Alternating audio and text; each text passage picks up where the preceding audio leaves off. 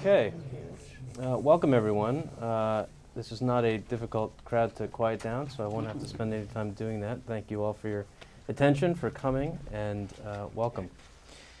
Welcome to the forum, I should say, at Harvard School of Public Health. This event is in collaboration with Reuters today. I'm Ivan Oransky. I'm the executive editor of Reuters Health in New York. And today's topic, as I think all of you know, is boosting vitamin D. Not enough or too much? In a minute, I'll introduce our expert participants. There are 4 of them who will actually be guiding us through a discussion of what I'm sure will be a very compelling and interesting subject for us to think about today. But just very briefly, I wanted to set the stage a little bit. As I'm sure you all know, the Institute of Medicine came out with a report which included some guidelines for vitamin D consumption. Last year, 2 of our panelists were actually on that committee, and they're going to talk about that. The guidelines were slightly higher, and I'm really oversimplifying here, which is why I'm glad we have real experts. The guidelines were slightly higher than the previous sort of reference standards that had come out. But they weren't dramatically higher, and I think we can all sort of agree on that. But of course, again, there are experts here who will say far more in far more detail. And where there was a lot of agreement, by my read of the report, and by many people's read, was on bone health, osteoporosis. What can we say about vitamin D and that relationship? Where there was less agreement, and where I think that there's still a lot of discussion going on, is on sort of non-bone health issues, whether that's heart disease, whether it's cancer, etc. As we all know, you get vitamin D more or less from 3 sources, if I may: food, supplements, as well as the sun. This not being the sun, but lights otherwise. So how do you put all that together? When there's conflicting or unclear evidence, how do you actually decide what guidelines to have? This is a national report. It has some, obviously, it has a lot of impact on a lot of people. So how do you do that? And once you do that, how do you implement that report? How do you implement those guidelines? Those are the kinds of questions we're going to be discussing today, as well as those from the audience, and as well from some online questions through Reuters.com, as well as through the forum's own site. So without any further ado, let me introduce our 4 expert participants today. On my right, on video today, joining us from Ithaca, New York, at Cornell, is Patsy Brennan. Patsy is professor in the Division of Nutritional Sciences at Cornell. She was a member of that Institute of Medicine IOM committee that I mentioned that reviewed dietary reference intakes for vitamin D and calcium. Welcome to Patsy. Thank you for joining us. And I want to mention one thing, and I've mentioned this to our panelists. I'm going to ask them when they make some brief introductory remarks, just to let us know whether or not there are any conflicts of interest. I'm a journalist. I have to think about these things because I also happen to think they're important. And these, I'm really talking about financial conflicts of interest. And I think we all are comfortable with that, but I just wanted to make sure that we'll just introduce that very briefly. To my left is Joanne Manson, who's a professor in the Department of Epidemiology here at the Harvard School of Public Health. She's also chief of the Division of Preventive Medicine at Brigham and Women's Hospital, and she was also a member of that IOM committee that I mentioned. To Joanne's left is Bess Dawson-Hughes, who's a senior scientist and the director of the Bone Metabolism Laboratory at the Jean Mayer USDA Human Nutrition Research Center on Aging at Tufts University. She's a professor at Tufts and is also past president and trustee of the National Osteoporosis Foundation. And finally, Walter Willett, who is chair of the Department of Nutrition here at the Harvard School of Public Health, also the Frederick John Stair Professor of Epidemiology and Nutrition. And I did want to mention that Dr. Willett has done a number of studies, as I'm sure we all know, in particular the nurses' health studies looking at dietary assessments, and obviously brings a great deal in that regard. So welcome to our panelists. I wanted to start, Dr. Manson, if you could, with some remarks on your sense of the report, having taken part in it and in that committee, and where we are now and your thoughts. First, I'd like to add my words of welcome and thank the forum organizers for inviting me to be here. I think it's very important for everyone to understand that the Institute of Medicine Committee did a comprehensive and rigorous review of the evidence for both bone health and non-skeletal outcomes, the relationship to vitamin D. We looked at a number of non-skeletal outcomes, including cancer, cardiovascular disease, diabetes, autoimmune diseases. Close to 1,000 studies were evaluated. And the committee did conclude that there was compelling evidence that vitamin D has a role in maintaining bone health. And the recommended dietary allowances were based primarily on bone health.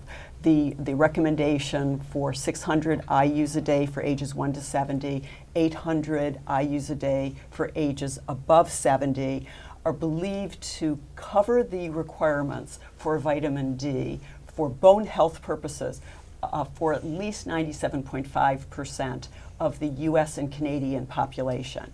But for non-skeletal outcomes, the types of outcomes that I mentioned, the evidence was found by the committee to be inconsistent, inconclusive, and not yet of high enough quality to really inform the nutritional requirements for vitamin D. And I don't have any financial conflicts of interest. I do have NIH funding to conduct vitamin D research. Great. Thanks, Dr. Manson, setting the stage a little bit in terms of what the guidelines say, what the report said. Dr. Dawson Hughes, you were also part of that committee. Tell me about you were not part of the committee. My mistake. I'm fact-checking myself as we speak, as we do at Reuters. Tell me from your own work, your take on the guidelines. Okay. Well, I believe there are many strong and positive features to the IOM report. I do take issue with several of the key tenets put forward in the report, specifically the choice of 20 nanograms per mil as the blood level of vitamin D that is associated with the optimum intake. I believe that the evidence supports very strongly a higher figure of 30 nanograms per mil based on the amount of D needed and the circulating level needed to lower risk of hip fracture, which is, of course, the main endpoint that everyone agrees with in this report. There are a couple of other areas of substantial departure. One is the conclusion that that there is little D deficiency, if any, in the United States, and that therefore supplements are not needed. If you use the lower cut point of 20 nanograms per mil as put forward by the IOM, the N. Haynes report covering the period of 2000 to 2004 indicates that 30% of adults would be insufficient. If you used the, in my opinion, preferred 30 nanogram cut, then 70% would fall below that, okay? The N. Haynes estimates include the use of supplements, and since about a third of the population was using supplements at that time, were they, upon recommendation of the IOM, to stop taking them because they didn't need them, then we would have a much higher prevalence of levels below both 20 and 30. So I see no safety issues. The IOM was perfectly on target, I thought, with raising the safety upper level from 2,000 to 4,000. So I think what I would put forward, if anyone were interested in later in this discussion, an approach that might marry the two strategies here, one for average risk individuals, and other approach, a more measured approach for individuals who are at high risk for having low vitamin D levels. Very good. And I want to ask Dr. Weller for his take in a moment. I just want to pull back 1 second and just sort of point out that what we're hearing is some of the eventual, I think, very difficult work that the committee had to do in terms of looking not only at, you can't simply come up with a recommendation based on this is how much everyone should have. You actually have to decide what a low level is. What is deficiency? Right. What is insufficiency? And so they're actually, already we have two axes and a third sort of layer, if you will, of healthy people who are at risk, healthy people who are not at risk, and every permutation of that. So I just want to just sort of seed that a little bit to make everyone understand just the difficulty that the committee had and some of the issues we're grappling with. So, Dr. Woolley, your take. Sure, thanks. And again, I have no conflicts, and I do appreciate the daunting task this committee had. There's a huge literature on this. It's complicated, and probably what most people don't appreciate, these committee members put in many evenings, many weekends, all for no pay. So there's a lot of... There's a reverse conflict of interest. Right, yes. A lot of effort that goes into this, and it's a huge job, and gets bigger every year as the literature gets larger. I again totally agree that the raising of the so-called upper limit of safety, a doubling of that to 4,000 IUs a day was a good move in the right direction. And the committee acknowledged that even up to 10,000, there's actually no evidence of any harm, and 4,000 was being super safe. I also, though, agree with Dr. Dawson Hughes that this adequate amount of 20 nanograms per ml is a low limit, and that the evidence actually supports that people would be better off with a higher blood level. Even if we focus just specifically on bone health, as Dr. Dawson Hughes said, the evidence is to get the reduction from randomized trials to get the reduction in fractures with vitamin D. You need to get up to 30 mLs in the randomized trials, and people who took lower amounts of vitamin D, 400 or 600 IUs per day, did not have a reduction in fracture risk, and their level did not get up to 30 mLs. And also the committee was really pretty schizophrenic and using data from the National Survey of Vitamin D and bone mineral density to set part of justify the calcium intake, but they totally ignored the much stronger, much more robust across all ages, all ethnic groups, and men and women, that people with blood levels of vitamin D well above 20, even above 30 nanograms per milliliter, had better bone mineral density than people with 20 nanograms per ml. There is also the issue of other endpoints besides bone health. There is definite evidence confirmed in other systematic reviews that falls are reduced by vitamin D supplements, and that takes levels, getting up to levels above 20 nanograms per ml.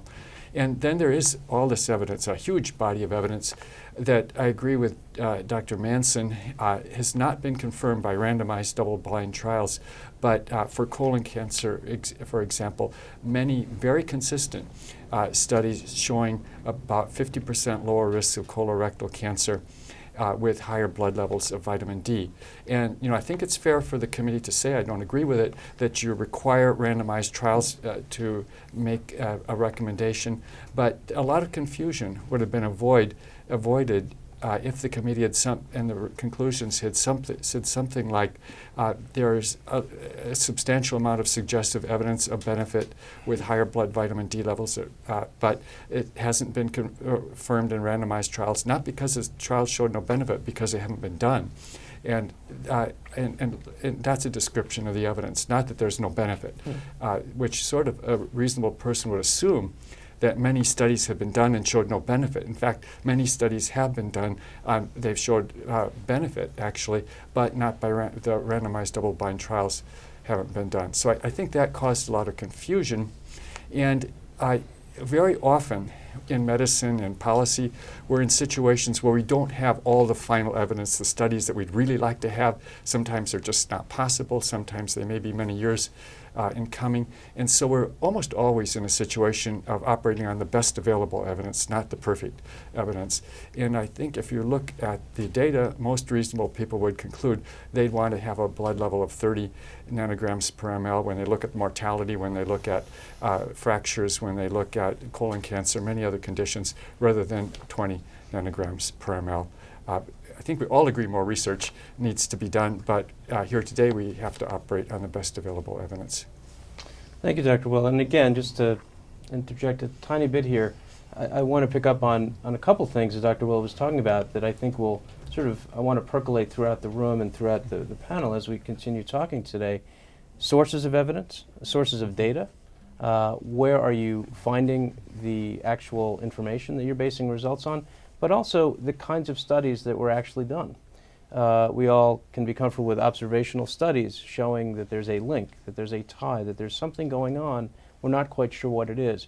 We can't prove, as Dr. Willett was suggesting, we can't prove a cause-effect relationship comfortably, scientifically, until we've done that randomized control clinical trial. We've given some people vitamin D, various doses, other people don't get it, et cetera. And again, that's oversimplified. But what are we looking at, and where can we justifiably and reasonably come up with guidelines as the committee did? And finally, but certainly not least, I'm going to be looking at you here, Dr. Brennan. Tell us your thoughts, and I understand that you're involved particularly in implementation, but feel free to tell us your thoughts on the report. Thank you, and I'd like to echo some of the comments that have been made and make a couple of points that maybe haven't been discussed yet. The first is that it's true that you can find evidence in some studies of some benefit at levels higher than 20. You also can find evidence of benefit in some studies at considerably lower levels than 20.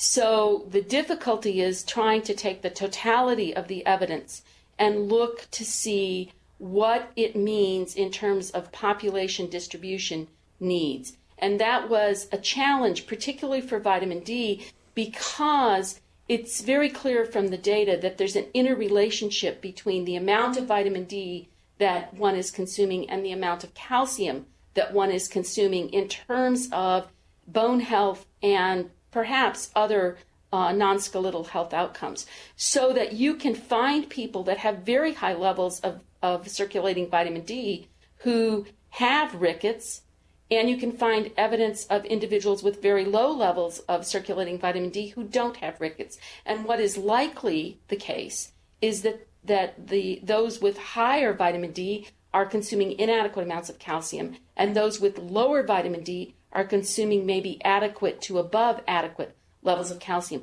So, and when you look at the studies, many of the studies don't just give vitamin D alone. They give vitamin D with calcium. So determining the independent effects of vitamin D and calcium are quite difficult, and I think that contributes then to what judgments one makes when one looks at the evidence. So that's one point that I wanted to make. In looking at bone health, we actually did an integrated bone health outcome, and we looked at a wide variety of evidence. And fracture risk was mentioned. Once you have evidence of causality, we looked at the observational studies as well to determine dose response.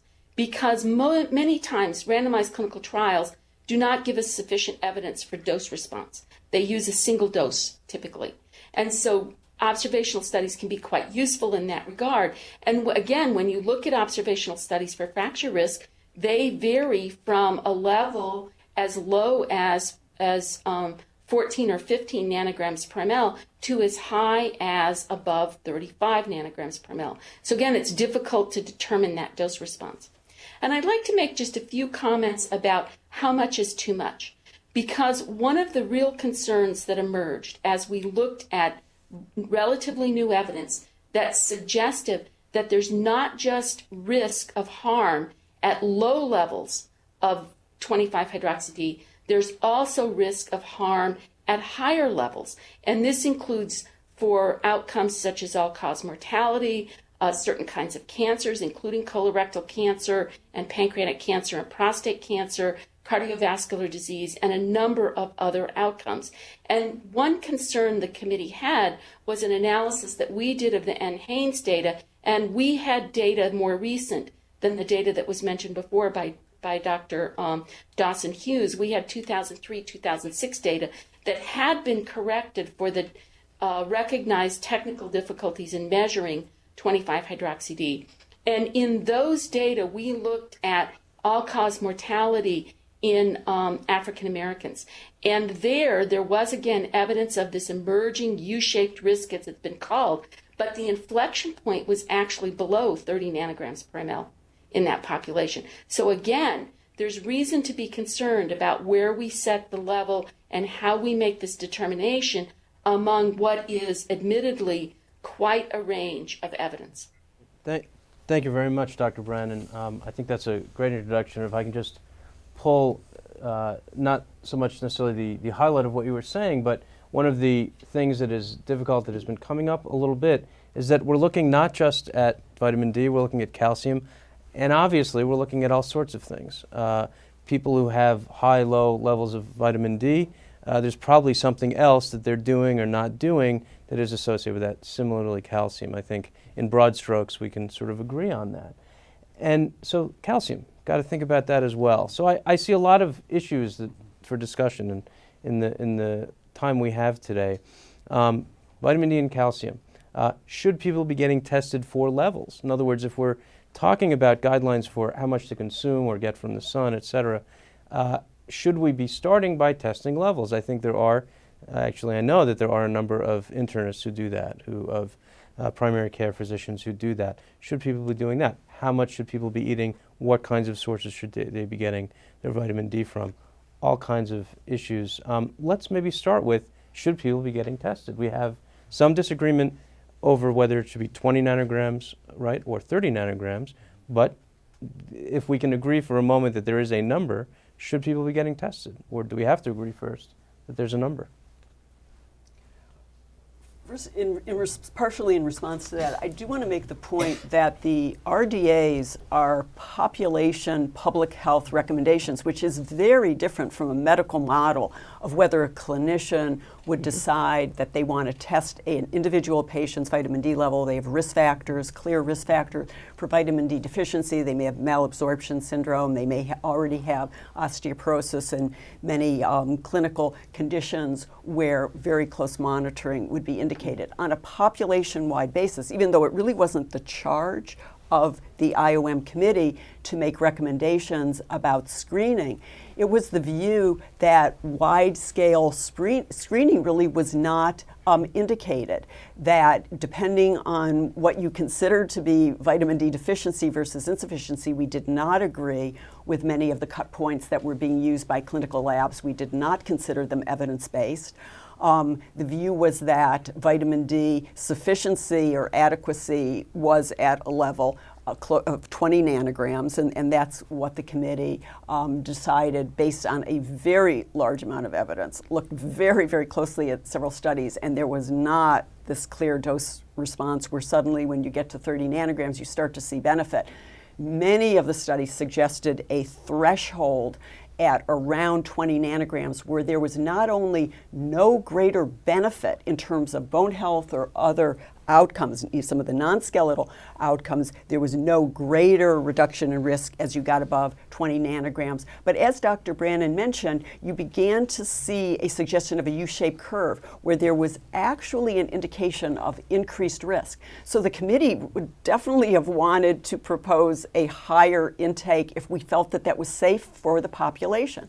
But you have, when you're talking about public health recommendations that are long-term, chronic, 20, 30 years potentially, the level of evidence for the safety of long-term intake of very high-dose vitamin D, or even maintaining a blood level at 30 nanograms or 40 nanograms, the evidence was just not there, yet the evidence was quite strong that at 20 nanograms, you had bone health, and evidence of a plateau, even in terms of the PTH level. There was a suggestion that the level, the parathyroid hormone, which is often used as a guide to what is the optimal 25-hydroxyvitamin D level for bone health, where you start to see no further decline in the PTH level as you increase vitamin D, we saw the plateau of the PTH level across a very broad range, including many studies were showing the PTH level plateaued at below 15 nanograms, a large number plateaued below 20 nanograms,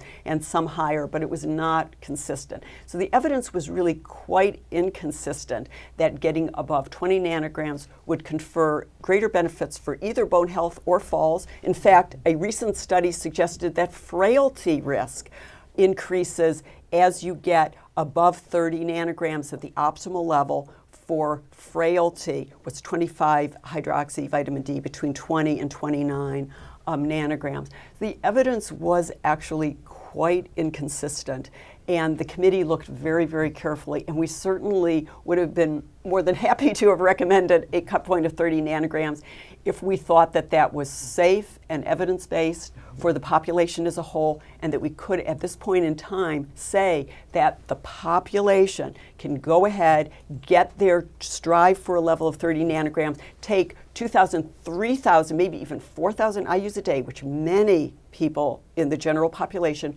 would require to get to that threshold of 30 nanograms, because there's actually an enormous difference between the amount of vitamin D required to get to 20 nanograms and the amount required to get to 30 nanograms. There's almost a physiological response where you very quickly, with even a relatively small amount of vitamin D, will get up to the 20 nanograms, but to get to 30 nanograms, you may require well above 2,000 or 3,000. We did not think that there was enough evidence for safety to recommend that long term. The issue of the 20 versus 30, I mean, we could go on almost indefinitely on that. I think that a practical and reasonable approach, you asked, should people be measured, et cetera, I would approach that as follows. If you're at average risk for having a low 25-hydroxy D level, then take 800 units or 1,000 or some number that is reasonable. No need to measure. And how would you, and sorry to interrupt, but how would you know, how would a particular person know or population know that they were at risk? If you're at high risk, there's another approach. Now, who are the high-risk people?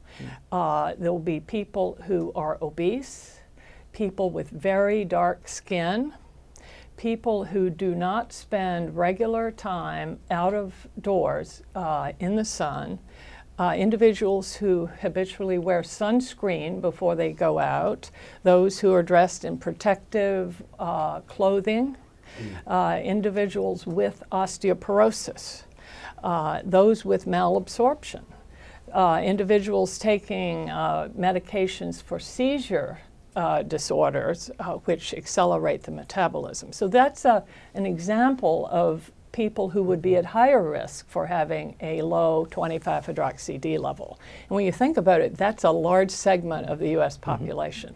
So you're talking about sort of almost dividing the population. Right. And you can make that clinical assessment as an individual or as a healthcare provider.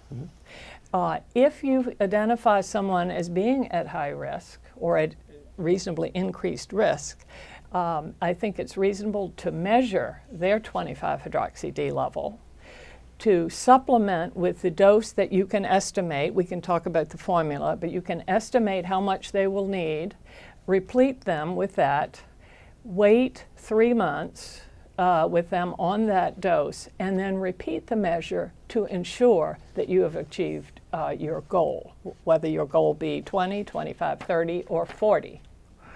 So I think restricting the measurements to the high-risk people is appropriate, and I think it's good use of healthcare resources because of the very high potential for benefit in correcting D insufficiency. Yeah, I think that's a very reasonable approach, and I would just add that Dr. Dawson Hughes was, I believe, part of a committee from the National Osteoporosis Foundation that looked at this, had very extensive discussions about an approach which I think is reasonable. And I'd like to point out that even if you take the IOM very low bar, which I disagree with, of 20, there's still in that report, 11% of the European American population, 54% of the African American population below that level. And that's tens of millions of Americans below that level. And to ignore them and say it's no problem is a big mistake. And you would want to know if you are below that level or do something about it. And I think the strategy of, I agree also that going out and blood testing everybody will add a whole lot to medical care costs, and I think is not necessary, which is why I think sort of separating the population into two components is a reasonable way to go. And those numbers, again, of 11% of European Americans, 54% of African Americans is very low. The more recent data show 30% of Americans below that level. I'd also like to point out that the statistical method used by the committee was completely flawed in determining the dose, because they plotted it all on a figure, fit some fancy curves through it, but those data points were for population means, not for individuals. So even if the population mean is you attain on average with a certain dose, still 50% of the population is going to have a blood level lower than that average. And that really needs to be considered carefully. There is a big spread, as I think several people have pointed out, for any given dose, a big spread in the blood levels that you'll find if you actually measure them. Dr. Manson, I saw you.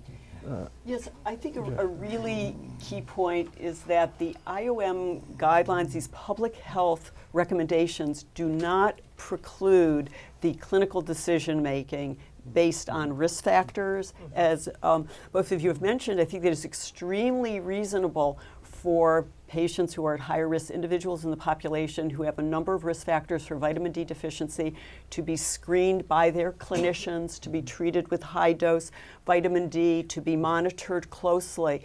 But the charge of the IOM committee was the public health recommendations, and these are two very different models, the medical model and the public health guideline model, but they are compatible with one another. So I don't think that the IOM guidelines were neglecting any segment of the population. In fact, we were quite concerned about these segments of the population that might have vitamin D deficiency, and a large percentage of the report is dedicated to risk factors for vitamin D deficiency, what to do in terms of people who have these risk factors, and it was certainly consistent with screening members of the population who were at high risk. It was just not a population-wide recommendation. And well, Dr. Bestosson, I just want to mention that we will be taking questions. I think Dr. Brennan also. Dr. Brennan's got something also, so I'm just Dr. Bestosson and then Dr. Brennan. Yeah. The hitch comes in the IOM's conclusion that 97.5% of the population will be served by 600 to 800 units, when the proportion of the population that is at high risk for low D levels is far greater than 2.5%, as you would know if you look down a list of obese, dark-skinned, etc. We're talking about a large segment of the population. Dr. Brennan? Yes.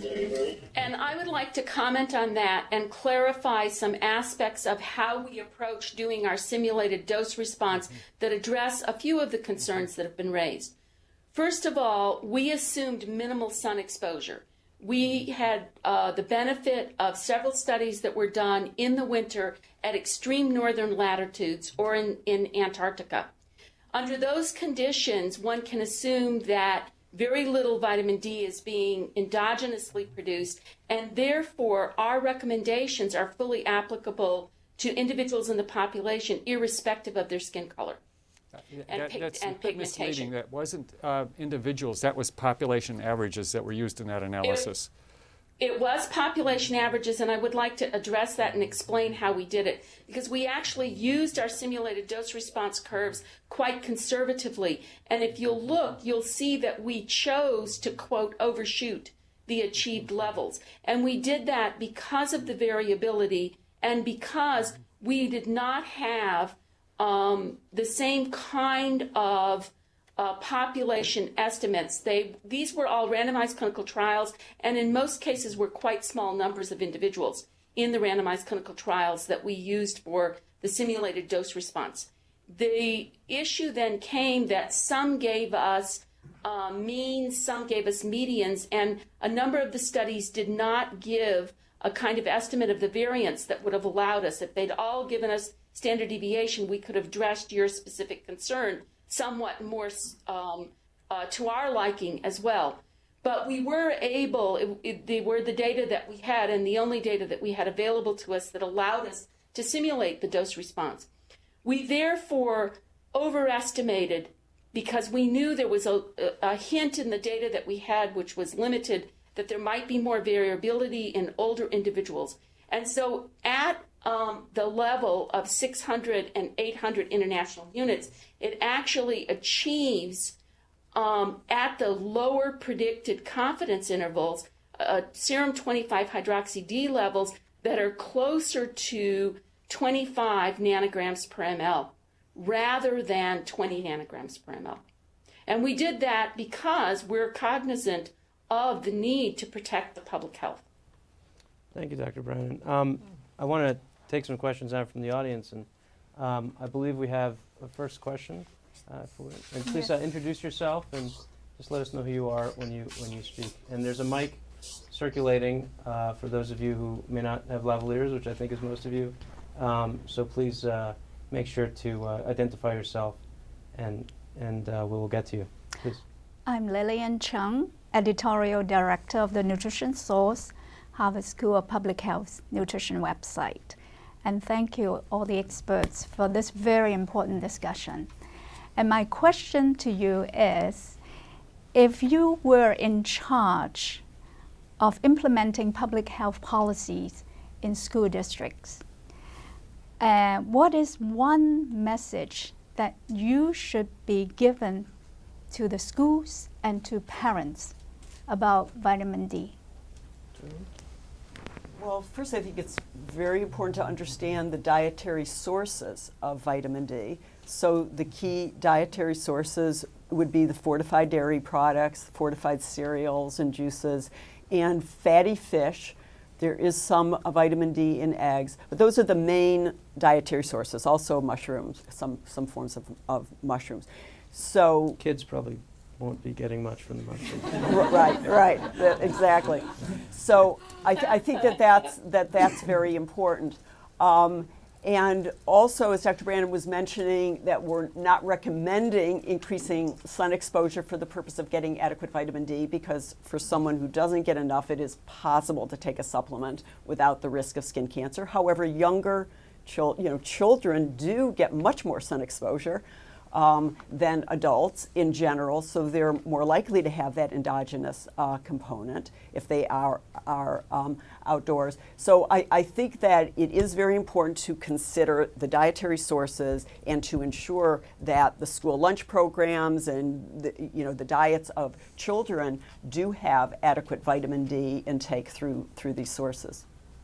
And I think an increasing number of foods will be fortified with vitamin D. The labels have to be read, and children aren't likely to do that. Dr. Brennan. Yes, and I'd like to follow up on Dr. Manson's comments, because if a child is following the recommendations in my pyramid and the dietary guidelines, especially with the new recommendations for seafood consumption twice a week, and that seafood is either salmon or tuna, and up to 1 ounce a day of their grains is being consumed from a fortified grain, it's actually possible to get very close to the 600 international units that are being recommended. Well, although grain is not fortified routinely at present, and the actual survey data show that almost no Americans get up to 600 IUs of vitamin D per day, and kids are if you look at the national data, they're coming nowhere close to my pyramid, and they're not going to in my lifetime, just given that we've worked hard and made almost no change over the last 30 years. So I think it's totally reasonable for children to take a supplement of vitamin D at the not a megadose, just at the level of 600 IUs per day, which looks like there's some agreement on that, more or less. Yeah. And actually, the American Academy of Pediatrics recommends 400 international units a day of supplemental vitamin D for all children through age 18. Yeah, I think it's a good recommendation. Just Dr. a technicality regarding fatty fish, and that is that farm-raised salmon are not feeding on planktons, which are the source of vitamin D in wild salmon, and so you will not actually see a whole lot of vitamin D unless they start fortifying the salmon food. Now that would be an idea. I think we can have another panel on the fortification of the vitamin of the salmon, but that's a good point, and thank you. Questions? I believe there's one in the back. Hi, my name is Pat Scarrett. I'm the editor of the Harvard Heart Letter and an occasional writer about nutrition. Something that several of the panelists and other nutrition experts stress is the importance of food. You can't get your vitamins from a vitamin bottle because we don't know all the vitamins that are in food and how they interact and how they work together. How does that apply to sunlight and vitamin D? We talk about fortification. Is there any evidence at all that when your body's converting, using sunlight to make vitamin D, it's doing other things that may also be contributing to the healthful pathways? We actually looked at that question. There was some interest in whether results would be different according to the source of the vitamin D, endogenously synthesized versus exogenously taken as supplements or through food. And we really could not find any clear evidence that there was a distinction, though it is an important issue. And there are some studies suggesting that sun exposure may have some effects on the immune system that may be of relevance. But it was certainly not evidence to the point where we could make a recommendation to increase sun exposure, which is classified as a carcinogen, has been linked to an increased risk of skin cancer, and to go that route rather than trying to get the vitamin D through foods or supplements. Other thoughts on that? No, I agree. And if I could comment as well, I think it's clear from the latest NHANES data, the 2003-2006 data, as Dr. Willett said, most Americans aren't consuming the recommended dietary allowance of 600 or 800 international units, and yet they are achieving the 25-hydroxy-D levels linked to those consumptions. And the inference is quite strongly that they are getting incidental sun exposure despite our recommendations that everyone use sunscreen and avoid sun exposure. So that's a piece that we really thought needed much more research, and we really do need to understand the potential benefit of sun exposure. And the question really is there amount of sun exposure that will provide sufficient amounts of vitamin D and not increase the risk for skin cancer? And we really don't have data to answer that question. We have another question here. Hi, Jay Winston from the School of Public Health. A question for Dr. Manson, kind of having to do really with the philosophical underpinning and approach of the IOM's recommendation and the charge to the committee. Earlier in your remarks, you made a clear distinction between the public health model and public health recommendation on the one hand and clinical medical approach on the other. But wouldn't a population-wide recommendation for a high-risk population be a public health recommendation? And why would you think of that as outside the domain of public health, just because we're not talking about the means? Couldn't the charge to your committee be a public health recommendation for the mean and then for the high risk? Well, we did include in the public health recommendations chronic conditions that were very prevalent in the population. So our public health recommendations do apply to overweight and obese individuals, though there certainly will be some individuals a clinician will make a decision, to screen for vitamin D and treat with higher doses. But we did not exclude overweight or obese individuals from our recommendations. And as Dr. Brennan mentioned, because we had the assumption of minimal sun exposure, the skin pigmentation issue, living at higher latitudes, winter months, were not key factors in the amount of vitamin D recommended, because we were already addressing that there would be very minimal endogenous vitamin D synthesis. So we did believe that the recommendations of the 20 nanogram cut point and then 600 to 800 IUs a day would cover the needs for a large swath of the entire U.S. and Canadian population. But again, this still allows for clinical judgment and the discretion of the clinician in making decisions on a case-by-case basis. Do you have more questions from the audience? Just maybe while we're waiting, I wanted to come back to that safety issue that, of course, Dr. Brennan raised that you can take too much of virtually any vitamin or any mineral and you'll get toxicity. So there's no question you can overdo vitamin D. But the levels, blood levels that we're talking about, 30 or even 40 nanograms per ml, that there's no evidence of harm there. Or again, the vitamin amounts that we're talking about are well within the upper limit of 4,000. Even 4,000 is safe.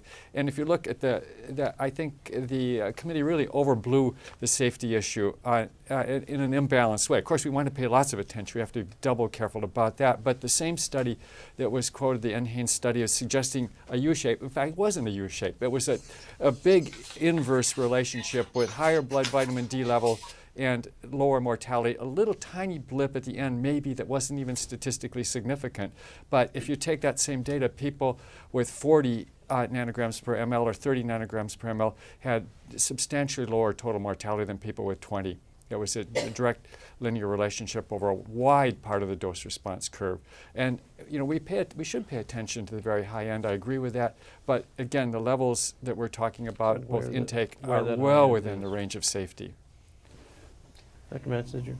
Yes, there were a number of studies that suggested a U-shaped curve, and some concern was not just the NHANES study. There was also a bone health study from the Women's Health Initiative looking at African American and white women, where there was a suggestion that the optimal 25-hydroxy-D level for the African American women was at a lower level, and a significant increase in the risk of fracture at levels getting above that 20 nanogram cut point. That was one thing. There was some evidence for pancreatic cancer of increased risk in some studies at higher levels, even though that has been controversial. Some other studies have not shown that. There was concern about aortic vascular calcification at higher blood levels of 25-hydroxy-D. There was another all-cause mortality study beyond the NHANES one suggesting this inflection and some increased risk. Just to interrupt, what is that sort of point that you're talking about? In other words, and they may not have been consistent, but as you got with some of these other studies, it was even at 20, 25 nanograms. So we're not talking about and No, I disagree. We'll have to go over that. It was much higher, up by 40 or 50 above. NHANES, correct. that's the virtually all the other all-cause literature mortality. so there's clearly That was at a higher level, but there were other studies, including the bone health, the pancreatic cancer. We looked very, very carefully. This was one of the reasons why we didn't just decide, go with 30 nanograms, because there's no increased risk that we can identify, and it would cover those people who might otherwise not get enough at 20 nanograms. There was concern that if you make a public health recommendation to get to 30 nanograms, there might actually be some segment of the population at increased risk at that level. With all these concerns, I would rather wonder why 4,000 units was considered safe.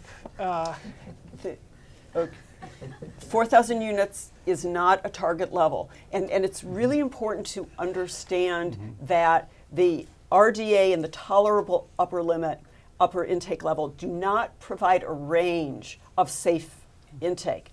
The point is that at 4,000 IUs a day or at a level of 50 nanograms, there was already evidence of adverse events. There was already evidence in the literature of the adverse events.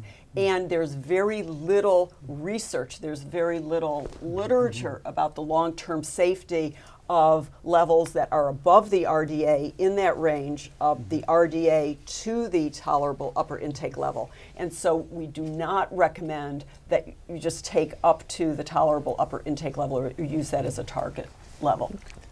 That's not what I read in the report, that it said there was no evidence at 4,000, even no evidence up to 10,000. We're talking about acute toxicity. Acute toxicity is very different from the long-term chronic. I think we can agree there's a disagreement. And I know we have a couple questions, at least a few questions, several questions from online, people who couldn't be in the room with us, and I want to just get to a couple of those. So, Right. Yes. Robin. Hi, I'm Robin Herman. I'm director of the forum, and we've got a slew of questions from our online audience.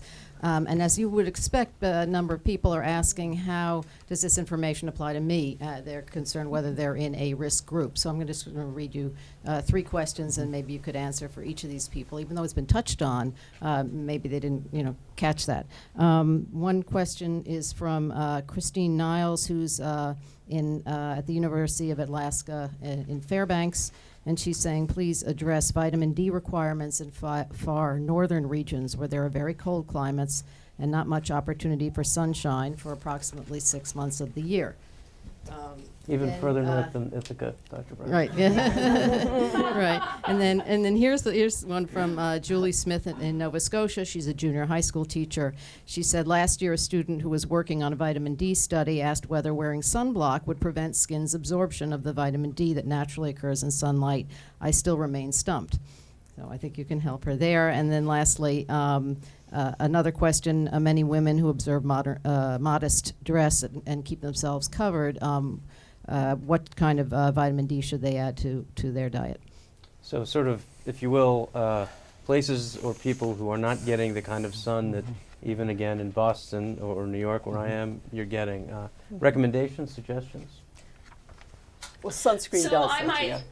Go ahead. Yeah, so I might feel that the recommended dietary allowance of 600 to 800 covers those individuals even in Alaska, because the studies that we looked at were at very high northern latitudes, 50 degrees north, or in Antarctica in full darkness. The issue, and the same would be true for clothing. The issue of sunscreen is a very good issue. We don't have a lot of data. There is at least one study that was done in Australia that suggests that with appropriate amounts and repeated application of sunscreen, that there could be some endogenously synthesized vitamin D, but we really don't know enough about that to say anything conclusively right now. It's one of the areas where we need further research. Others? There were several questions related to how can I as an individual categorize myself or classify myself in terms of risk. And I think it's worth maybe repeating some of those risk factors. One is being overweight or obese. These individuals will have ambient lower levels and will have smaller increments in response to supplementation. Dark-skinned individuals will produce less vitamin D in their skin with sun exposure of a fixed amount of time, and so they tend to be lower. Individuals with ineffective sun exposure, that is the sunscreen users, the people out with protective clothing, etc. Individuals with malabsorption, those on Malabsorption, I should have caught this earlier, but just maybe expand a little bit on that. That would be, for example, individuals with celiac sprue that's not well controlled, individuals with inflammatory bowel disease who may have had much of their distal small bowel removed. That's where the much of the vitamin D is absorbed. So they would be tending to malabsorb vitamin D. So these are people who would be taking a lot of this in. And not getting an necessarily appropriate step up in the blood level. Individuals on anti-seizure medications, which causes the liver to metabolize vitamin D more rapidly and therefore lowers the level. Individuals with osteoporosis. In our osteoporosis clinic, we will see almost uniformly across these patients low initial 25-hydroxy-D levels. So that's kind of a starting list, and you can self-identify using most of those. Yeah, no, I actually remember working on a story a number of years ago now, the Orthodox Jewish community in Brooklyn, where children were actually developing rickets. Right. This is a disease that we supposedly don't know from anymore, and yet there they were, and there was a pediatrician in the community who was working with families to try and, obviously this was a sun exposure problem, very modest dress in particular. Yeah. Were there other questions from the audience? Yes. Yes, hi, I'm Katarina Missoula. I'm the doctoral student in the Department of Nutrition. This is a question for Dr. Willett and Dawson Hughes. How you would have approached this problem if you were on the committee in terms of focus, emphasis, or analytical strategies? Thank you for the question. Right, yes. You'll find yourself on the committee Right, next yes. time. Next Well, maybe I'll have to buy some drug company stock and keep myself off the committee. But no, it is a challenge. I think a lot of this is how the findings were communicated. I think if there had just been a more straightforward description of the conclusions, it would have solved a lot of the, avoided a lot of the confusion. Again, we can look at the evidence. Different people can interpret it different ways. I think there were some serious flaws in the report, including the estimation of the required dose, even to get you to 20 nanograms per ml. But I think, again, even if you accept that the bar was 20 nanograms per ml, I think expressing instead of concluding that there was no benefit with higher amounts, the honest and I think accurate description is there's lots of evidence of benefits with higher blood level of vitamin D. Those haven't been proven by randomized controlled trial, and we clearly need more research in that area. I think everybody agrees with the need for more research, but it was expressed as a cut and dry issue, and in reality there's a lot of uncertainty, and people can make different individual choices based on whether they want to wait for a randomized double-blind controlled trial or go with the best available evidence. And this is something that, and we'll get Dr. Hughes in a second, something that has come up before in the presentation of the guidelines, if you will, the communication of them. I know that there was a forum event in the fall about mammography, breast cancer screening, which one of my former colleagues took part in. And that, again, a lot of the criticism was about, there was plenty of criticism about the report. A lot of the criticism, however, was about the communication of those guidelines. So I think that's something, it's a thread here that maybe we should pay attention to. Yeah, I agree. And I think it was categorical in the intakes required for 97.5% of the population, when a large proportion of our population is at risk for low levels. So I think more careful attention to that allowance would have been a favorable approach. Other questions from the audience? I believe we have one in the front here. Just going to wait one moment while the mic gets to you, if you wouldn't mind. Thanks. Mayor Stanford, Department of Epidemiology here at Harvard School of Public Health. I've read the same papers and come to a pretty different conclusion from the IOM, which leads me to take 3,000 IU per day. But I wanted to push Dr. Brennan and maybe Joanne a bit on this risk side of the equation. Would you feel that if you found yourself with a level above 20 that you should take measures to lower your vitamin D level? Are people being putting themselves at risk if they, for whatever reason, metabolism or being out in the sun, they have a level of 30? Should they take action to put themselves at the lower level? Dr. Brennan or Dr. Manson? Well, I would say that when we looked at this emerging evidence, although there is a range of levels of 25-hydroxy-D at which this emerging risk at the higher levels is seen, the concordance of, albeit limited evidence right now, is around 50 nanograms per ml, and that's the level that we linked the tolerable upper level. So I would say to somebody, if your level is between 20 and 49, I don't think that I would particularly worry about that myself very much, although there were 14 of us on the committee, and I think if you asked each one of us, you would get a different answer, and that's a segue to hear Dr. Manson's answer. Well, I do think many members of the committee would have disagreed because the point was made very clearly that it was not a range of intake that would be considered recommended, anywhere between 20 and 49, but rather once many of the studies were suggesting that even once getting to 30 nanograms, there were a few outcomes that looked like an increased risk, and then there was no consistent evidence of greater benefit between 20 and 30 nanograms. So I would say if you are taking 3,000 IUs a day or 4,000 IUs a day, and your blood level is 40 nanograms, that you may want to just be aware of the evidence, the conclusion of the Institute of Medicine committee that there was not consistent evidence of greater benefit above 20 nanograms, and there were concerns about some risk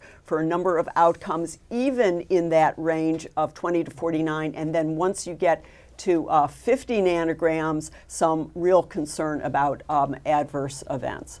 So I would leave it at that. Well, thank you all very much. I want to thank our panelists who are terrific and really certainly a spirited debate, which I expected and appreciated. Dr. Patsy Brennan, Dr. Joanne Manson, Dr. Bess Dawson Hughes, and Dr. Walter Willett. Please a round of applause for them.